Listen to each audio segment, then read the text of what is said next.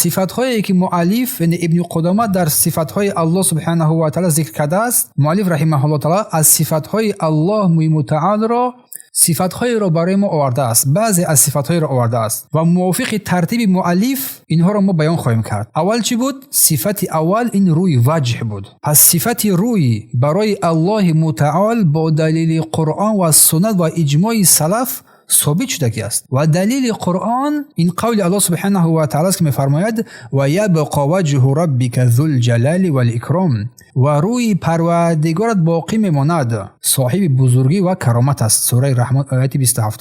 و دلیل اثبات وجه الله، روی الله، چهره الله از سنت حدیث سعد ابن ابی وقاص است که فرمودند انک لن تنفق نفقه تبتغی بها وجه الله الا، یعنی که فرمودند صلی الله علیه و آله که هر یک نفقه، هر چیزی که آن را با نیت جستن رضای الله، با نیت جستن رضای روی الله انجام دهی، روی الله در این حدیث ذکر شد، انجام دهی بر آن پاداش خواهی گرفت الا اجرت علیه، مگر اینکه تو بر آن پاداش میگیری. این حدیث رو بخاری و مسلم روایت کرده هستند. اما اجماع سلف در بیان اثبات وجه الله، روی الله، سلف صالح بر اثبات روی الله سبحانه و تعالی اتفاق کردند. از این رو اثبات روی الله متعال بر ما واجب است، به شرطی که به تحریف باشد، یعنی که به تغییر دادن معنای آن کلمه باشد، به تعطیل باشد،